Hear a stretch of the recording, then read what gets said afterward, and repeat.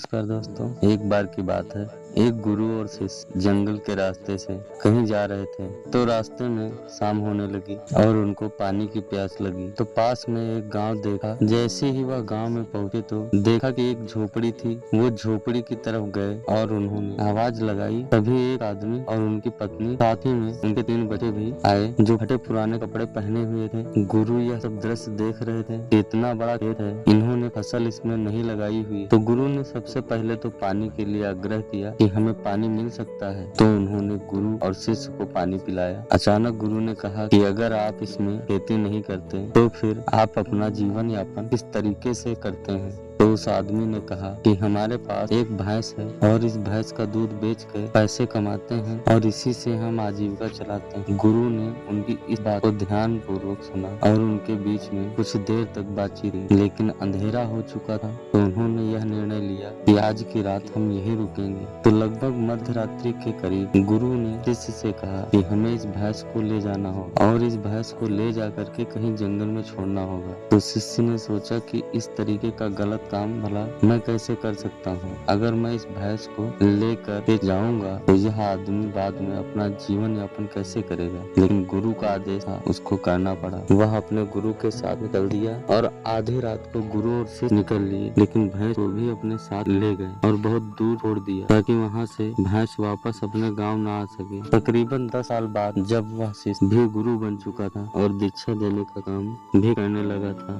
तो उसने सोचा कि 10 साल पहले मुझसे जो गलती हुई थी, क्यों ना मैं आज उस गलती को सुधार लूं और मुझे उस आदमी के पास जाना चाहिए। वह उस आदमी के पास जाता है, लेकिन वहां पहुंचकर वह देखता है कि खेत में फसलें लहरा रही हैं और बगीचे लगे हुए हैं। वह सोचता है कि शायद हो सकता है कि वह आदमी अपनी जमीन बेचकर शहर में कहीं चला गया। लेकिन तभी अचानक वह आदमी आया और उस गुरु को नमन करते हुए कहा कि मैंने आपको पहचान लिया। बरसों पहले आप और आपके गुरु साथ आए थे, लेकिन उस दिन रात अचानक पता नहीं क्या हुआ कि हमारी भैंस हमें छोड़कर चली गई और अब हमें कोई दूसरा काम करना था जिससे हमारी आजीविका पुनः सुचारू रूप से चल सके। लेकिन हमारे पास कोई विकल्प नहीं था।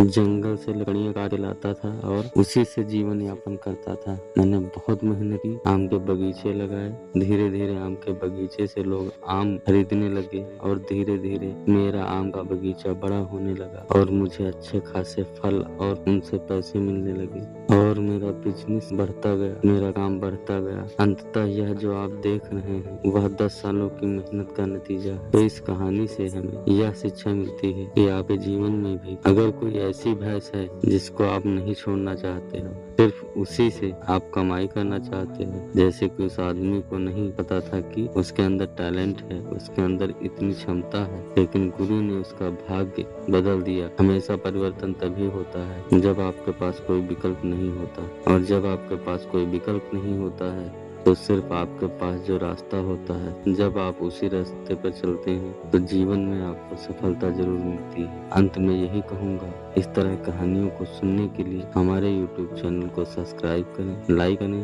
और दोस्तों के साथ में शेयर करें। साथ में बेल आइकन दबाना ना भूलें। धन्यवाद।